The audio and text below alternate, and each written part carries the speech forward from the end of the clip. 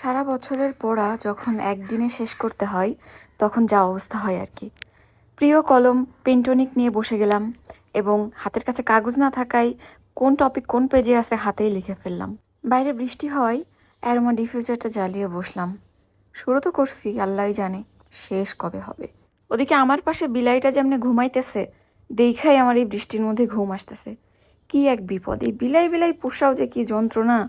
হ্যার খাওয়া দেখলে আমার খিদা লাগে, হ্যার ঘুম দেখলে আমার ঘুম লাগে। তবে যাই হোক, ওর দিকে কান দেওয়া যাবে না, পড়তে হবে, প্রচুর পড়তে হবে। প্রথমে ডেভিডসনটা খুলে বসছিলাম, কিন্তু আমার পক্ষে আসলে হইল না। পরে আবার চটি বই, গাইড বই খুলে বসলাম। লিখতেছি তো লিখতেছি, পড়তেছি তো পড়তেছি, শেষই হয় না। বিপদ। এইভাবে পড়তে পড়তে একবার ঘুম পেয়ে গেল, আবার খিদা পেয়ে গেল। তাও কষ্ট করে বসে থাকলাম বিকাল পর্যন্ত।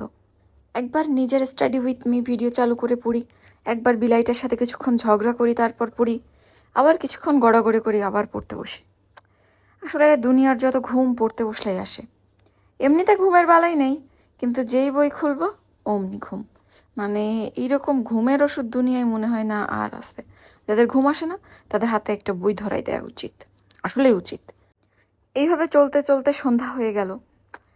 আর ঘুম আটকায় রাখা যায় না কোনো মতে, আর পারলাম না। এরপর যে ঢপাস, সন্ধ্যায় যে সেই ঘুমাইছি, উমা, ঘুম ভেঙে দেখি রাত 11টা। কি করব, কিছু করার নাই। এক বুক হতাশা নিয়ে আবার পড়তে বসলাম মাঝরাতে। এখন বুঝলাম যে আসলে আর সারা রাত ঘুমানোর কোনো সুযোগ নাই। এখন এখান থেকে পুরো সারা রাত পড়তে হবে। বসে গেলাম অসপি পড়তে, কারণ নেক্সট দিন অসপি পরীক্ষা ছিল, অর্থাৎ শনিবার অসপি ছিল এবং রবিবার লং কেস শর্ট কেস ছিল। So long case short case আগে একটু পড়ছি, এরপর অসপি পড়তে বসে গেলাম। এখন আর আমাকে কেউ রক্ষা করতে পারবে না না পড়লে। এভাবেই চলতেছে, পড়তেছি, এরপর আবার লিখতেছি। আর বলতে পারতেছি না, এবার আপনারাই দেখেন।